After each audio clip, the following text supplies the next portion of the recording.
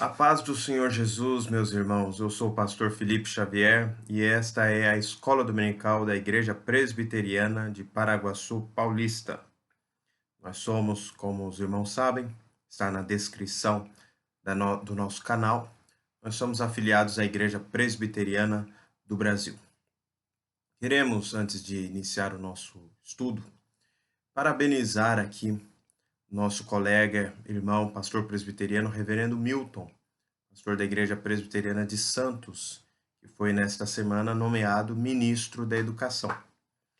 Ele com o reverendo André, que é pastor no Distrito Federal e ministro da Justiça, antes disso advogado-geral da União, são dois integrantes da nossa denominação e do Ministério Pastoral também, compondo o mais alto escalão do governo federal do nosso país. E nós queremos aqui nos congratular com esses irmãos, parabenizá-los, e também pedir a você que está assistindo o nosso vídeo, que lembre-se de orar por eles. Nós, os cristãos, notadamente os protestantes, temos o compromisso de orar pelas nossas autoridades. Devemos orar pelo presidente da República, pelos nossos parlamentares, pelos juízes das Cortes de Justiça do Supremo Tribunal Federal, assim como aqui as varas de justiça de Paraguaçu Paulista, da Justiça Estadual. Mas nós, confesso, ficamos um pouco mais felizes até quando nós oramos por essas autoridades, também reconhecendo que são nossos irmãos na fé, que estão aí servindo a população e a coletividade. Reverendo Milton é doutor em educação pela Universidade de São Paulo, tem uma expressiva experiência na gestão de universidade, da Universidade Mackenzie, que é da Igreja Presbiteriana do Brasil, e nós fazemos votos de sucesso para esse nosso irmão. Muito bem, hoje nós vamos falar a respeito do tema Deus não brinca com fantoches. Deus não brinca com fantoches. Afinal, temos o livre-arbítrio ou não? Que negócio é esse de livre-arbítrio, pastor? Tem livre-arbítrio? Pastor presbiteriano, não acredito que tem livre-arbítrio. Calma lá, vamos lá. Vamos saber o que é isso, vamos saber o que nós estamos entendendo por livre-arbítrio. E vamos dizer se as escrituras defendem ou não defendem, assumem ou não assumem esse conceito. Efésios 2, versículos de 1 a 12. Efésios 2, versículos de 1 a 12.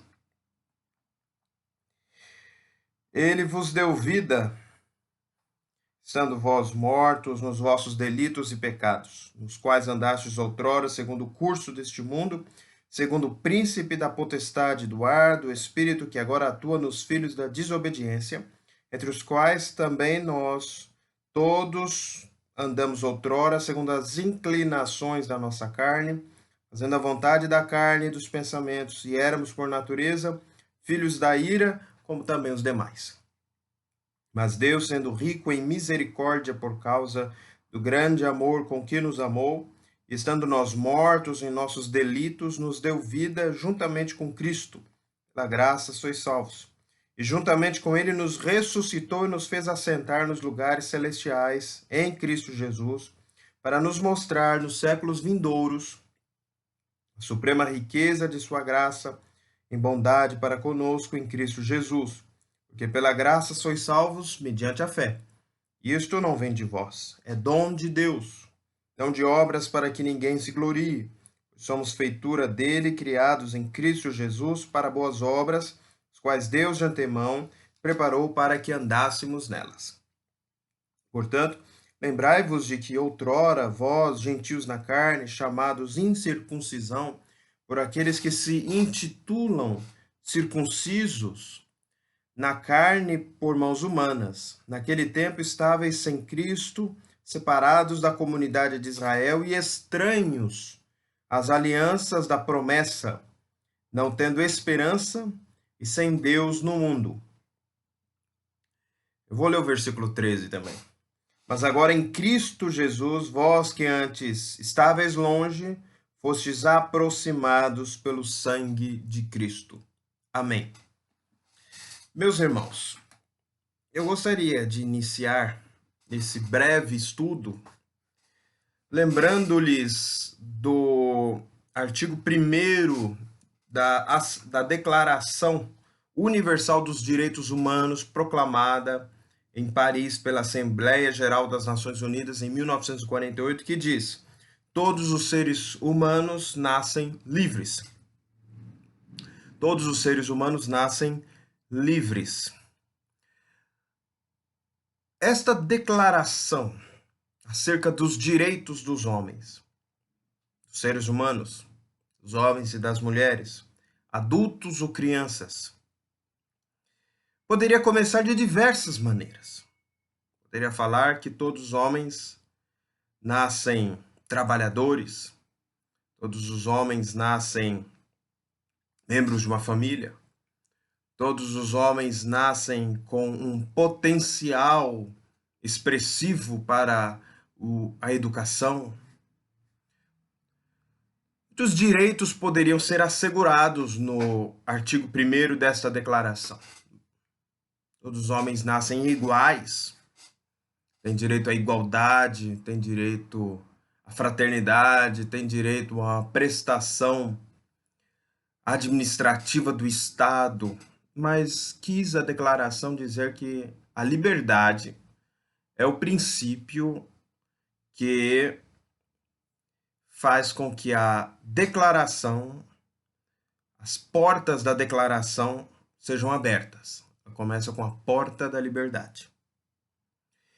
A Constituição Federal do Brasil, promulgada em 1988, não se distancia nisso, ao proclamar, sobretudo no artigo 5º, que os homens e mulheres são iguais em direitos e deveres nos termos desta Constituição, garantindo-se a inviolabilidade do direito à vida, à liberdade, dentre outros direitos. A nossa Constituição quis colocar a vida na frente da liberdade. E estabelece de fato que, por vezes, a liberdade da pessoa não é absoluta, sobretudo quando o direito à vida está posto em questão. Por isso, tanta discussão a respeito do aborto, que é um conflito entre o direito à vida do bebê e o direito à liberdade da mulher sobre o seu próprio corpo, assim como também o direito à liberdade religiosa da Testemunha de Jeová, que não quer aceitar a transfusão de sangue, e o dever do hospital em lutar pela permanência de sua vida, ou seja, o direito, dever de viver, se é que existe tal termo. Há conflitos, mas a Constituição resolveu colocar alguns direitos, como a vida, a liberdade, a segurança, a propriedade, como direitos que seriam norteadores dos demais. Direito à liberdade. Liberdade. Quando o Brasil nasceu sob o grito da liberdade. Liberdade ou morte, dizia o fundador do Estado brasileiro, Dom Pedro I. Liberdade é algo extremamente precioso. Nós lutamos pela liberdade de imprensa, pela liberdade econômica, pela liberdade à propriedade, pela liberdade religiosa. Pastor da Igreja Batista, primeira Igreja Batista de Dallas, nos Estados Unidos, coloca eventualmente alguns pontos de vista sobre sua perspectiva política a respeito do direito à liberdade, numa defesa bastante acentuada do presidente Donald Trump. Direito à liberdade religiosa, portanto, e tantas outras liberdades. Algumas nós achamos que são essenciais, como de fato a liberdade religiosa. Nós concordamos com o pastor da Igreja de Dallas. Pode ser que nós não concordemos a respeito com tudo que ele diga, mas nesse ponto nós nos filiamos ao seu pensamento. A liberdade religiosa, uma liberdade extremamente importante, mas existem outras. Liberdade para comer doce, liberdade para dirigir na hora que quiser, liberdade para dirigir na idade que quiser. Nós sabemos que existem limitações a tudo isso. Mas esse conceito de liberdade e este amor à liberdade, ele não está apenas fora das Escrituras, mas sobretudo dentro. Quando Deus criou o homem, ele o criou com liberdade. E algo que nos chama bastante atenção a respeito desta liberdade é o seguinte.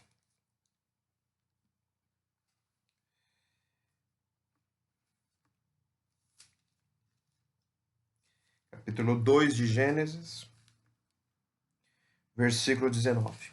Capítulo 2 de Gênesis, versículo 19. Havendo, pois, o Senhor Deus formado da terra todos os animais do campo e todas as aves dos céus, trouxe-os ao homem para ver como este lhe chamaria. E o nome que o homem desse a todos os seres viventes, esse seria o nome deles. Deu nome o homem a todos os animais domésticos, as aves dos céus e todos os animais selváticos. Para o homem, todavia, não se achava uma auxiliadora que lhe fosse idônea. Veja bem, o que eu quero dizer com isso? Por que eu li esse texto? O homem foi criado com imaginação, ele foi criado com autoridade na terra, e ele foi criado já com uma liberdade de escolha extremamente evidente. Expressa, sobretudo, no ajuntamento de sua autoridade sobre os animais, que se manifesta por meio deste poder de dar nomes.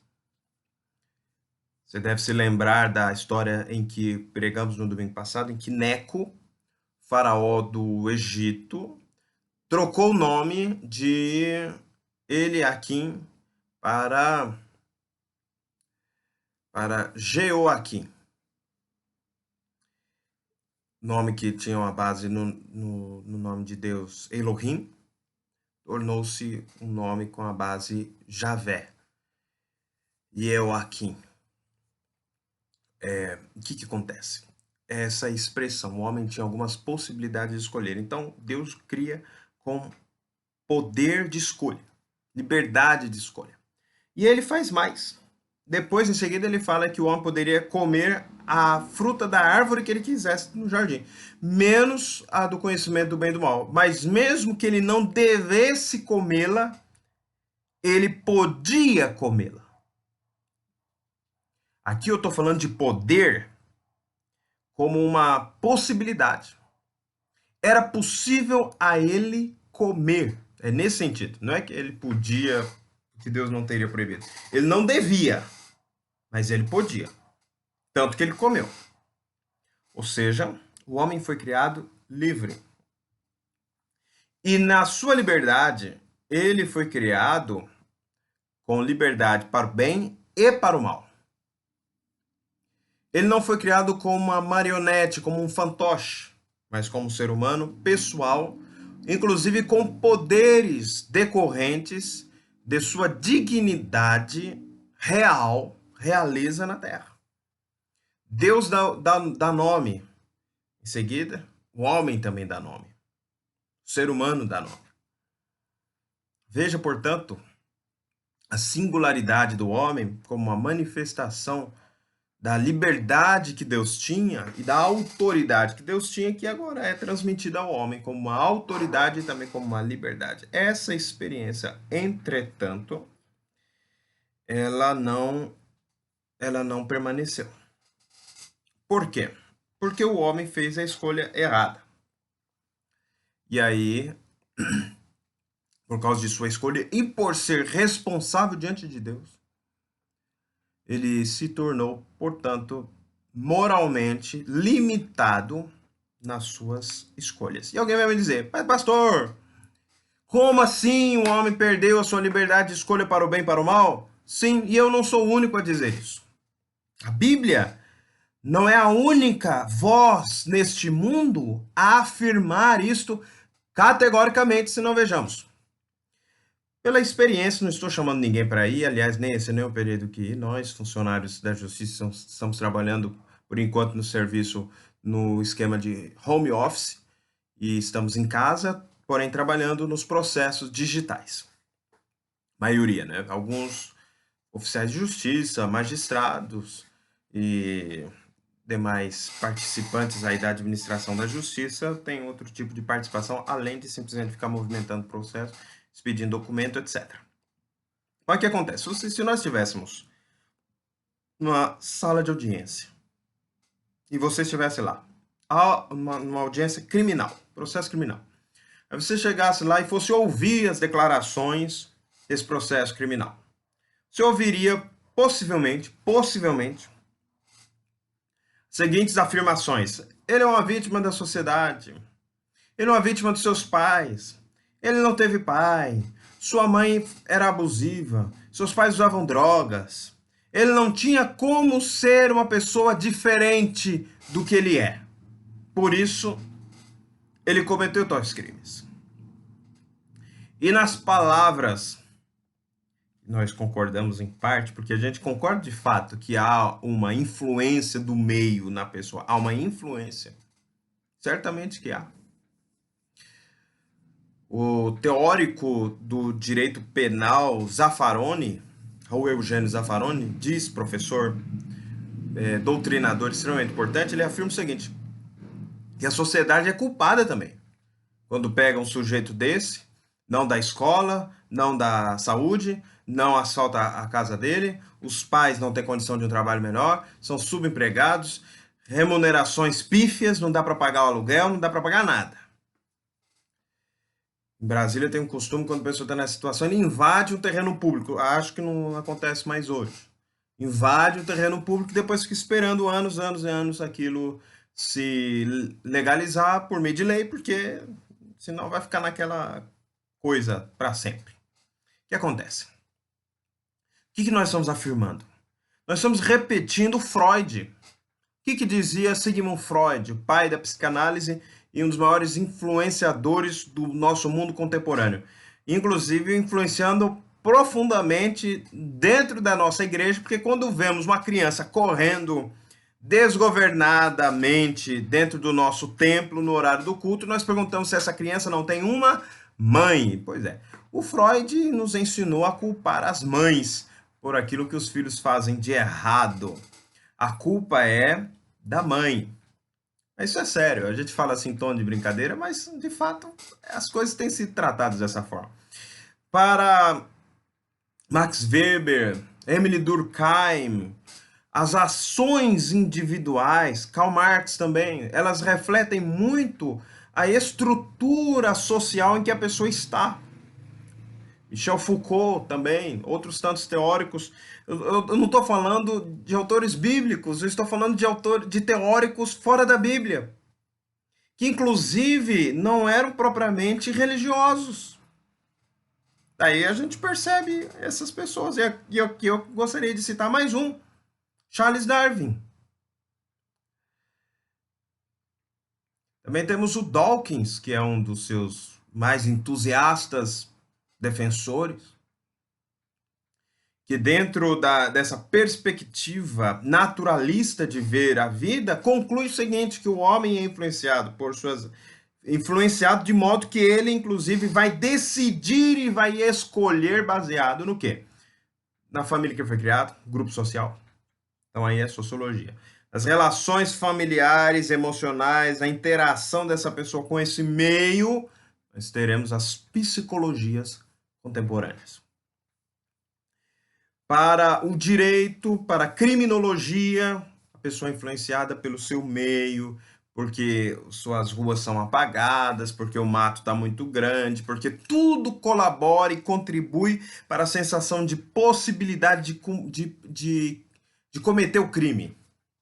Ou seja, um meio biológico, nossa carga de DNA, antigamente, no passado, falava-se o seguinte, que era um problema racial, que quando um branco ele tinha um filho com uma negra tinha um negro com uma branca, eles teria uma mistura das raças, e essa mistura das raças nasceria condenada. Daí as pessoas olhavam para aquela pessoa e falavam, não, se ele é negro, tudo bem, se ele é branco, tudo bem, mas se ele for mestiço, então possivelmente ele vai ser um bandido.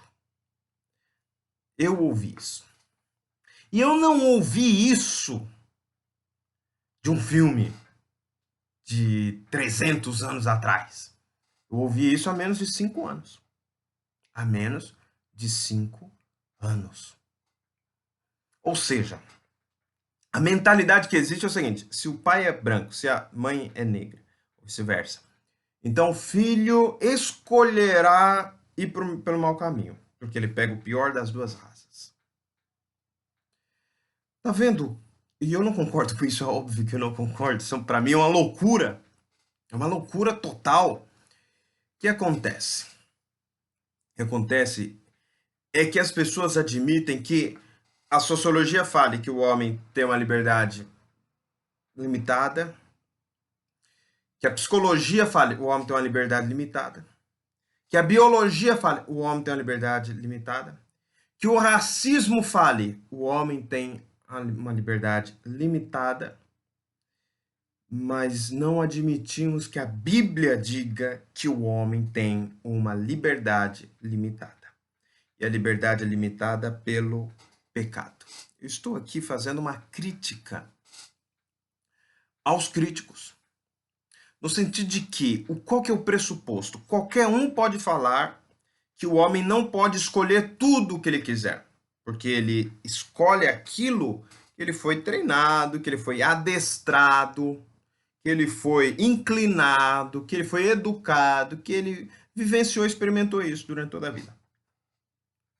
Mas quando falamos das Escrituras, nós devemos falar que o homem tem liberdade completa. Veja que o próprio apóstolo Paulo já declarara que o bem que eu quero fazer eu não faço, mas o mal que eu não quero, esse eu faço. A liberdade do homem, portanto, ela é condicionada. Nós encontramos nos textos bíblicos diversos 3 figuras. A primeira figura é a da morte, vós estáveis mortos. A segunda figura é da escravidão. Vocês eram escravos do príncipe da potestade do ar, escravos de Satanás, escravos da carne, escravos do mundo. E o terceiro ponto é a cegueira espiritual. Vocês eram cegos, cegos guiando cegos. Nós éramos tudo isso. Aí a grande pergunta é: o morto pode dar vida a si mesmo? O escravo pode trazer a sua própria liberdade? Ele pode fugir, mas ele permanece um escravo fugido. Por quê? Porque ele não tem liberdade, ele não pode habitar entre os livres, perdão. Por causa de sua condição de escravidão, ele apenas pode fugir, mas deixar de ser escravo, não. Isso você pensa numa sociedade escravocrata, como seria hoje, uma figura assim que perde bastante da sua força, mas antigamente, e no Brasil não tão antigamente assim, a escravidão era uma das marcas mais fortes da nossa sociedade. Era uma sociedade escravagista, pecaminosa. Não, o Brasil não é o único. Houve escravidão em outros lugares do mundo, alguns deles com uma segregação extremamente violenta. Nós fazemos aqui uma autocrítica, porque países como, por exemplo, a África do Sul, teve exatamente essa experiência, sendo que o pessoal que estava lá, seus colonizadores, eram reformados holandeses. Erraram de forma vigorosa. Agiram mal. Não é certo. Mas assim procederam. Por isso, o cego que não pode dar vista a si mesmo, o escravo não pode trazer liberdade a si mesmo, e o morto não pode dar vida em si mesmo, ele depende de alguém que possa trazer todos esses benefícios para ele, porque ele não pode. E por que ele não pode? Porque o seu coração é mau. Sua natureza é má. Está escrito em Eclesiastes capítulo 9, 3. Eclesiastes capítulo 9, 3. Este é o mal que há em tudo quanto se faz debaixo do sol. A todos sucede o mesmo. Também o coração dos homens está cheio de maldade, nele há desvarios, enquanto vivem, depois rumo aos mortos. Está escrito também em Gênesis, capítulo 6, 6:5. Viu o Senhor que a maldade do homem se havia multiplicado na terra e que era continuamente mal todo o desígnio do seu coração. Isso também está escrito em Jeremias 17:9, Marcos 7:21 a 23 e tantas outras declarações demonstrando a característica de que o homem está morto, escravo e cego, porque o seu coração está morto, escravo e cego. Isso está escrito em Efésios 2:1 a 5, João 8:34, Tito 3:3, Isaías 6:10, Atos 26:18, 2 Coríntios 4, versículo 4, e também remeto você à lição passada. O homem, ele não pode escolher porque o seu coração e do seu coração provém tudo aquilo que ele fala, do que ele faz, do que ele pensa, ele está cheio de maldade. Ou seja, a raiz está apodrecida. A raiz está morta, a raiz está cega e a raiz é escrava. Ela precisa de um salvador. Ela precisa, por quê? Porque ela precisa de voltar a viver. Ela precisa de tornar-se livre. E ela precisa enxergar. Se ela não enxerga, ou seja, não percebe bem, o que é cego, ele escolhe por aquilo que ele ouve. E o seu coração traz informações erradas. O escravo não tem vontade livre. Ele está escravo do seu coração. De um coração que é pecaminoso. E também, nós temos a escravidão, nós temos a cegueira e nós temos a morte. A morte é um estado de ausência de vida, não há movimento, não há afeição, não há nada, apenas um cadáver, um corpo.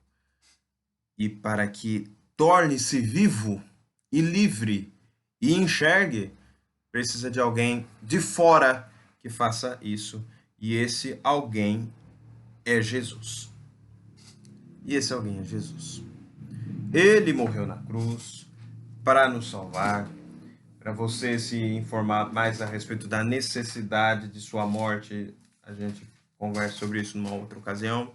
Ele nos deu vida quando estávamos nós mortos, fez tudo isso de graça, tudo está em Efésios capítulo 2, e aqui no versículo 13, mas agora em Cristo Jesus, vós que antes estáveis longe, fostes aproximados pelo sangue de Cristo. Ou seja, a forma como nós podemos ver revertida a depravação total do nosso ser, no sentido de que tudo que fazemos e tudo que somos está contaminado pela pecaminosidade do nosso coração ou pela podridão do nosso coração, tudo isso pode ser revertido tão somente por meio da pessoa de Jesus, tal como nos é revelado e manifesto no Evangelho. Na semana que vem teremos uma oportunidade de falar um pouquinho mais a respeito de um tema também bastante importante de por que o Evangelho é a boa notícia de Deus para você. Vamos orar? Senhor, nós pedimos a tua bênção para o teu povo, para aquele que está nos assistindo. Sustenta-nos, ó Deus, ajuda-nos, Senhor. Tu já transformaste o nosso coração para que não vivamos cegos, escravos e mortos. Ajuda-nos, ó Deus, a viver, portanto, em novidade de vida. Nós te pedimos em nome de Jesus. Amém. Deus te abençoe, espero vê-lo domingo, hoje, às 19h30, ao vivo, pelo nosso novo canal do Facebook, nossa página nova no Facebook, e também pelo nosso canal no YouTube. Participe do culto conosco. Deus te abençoe.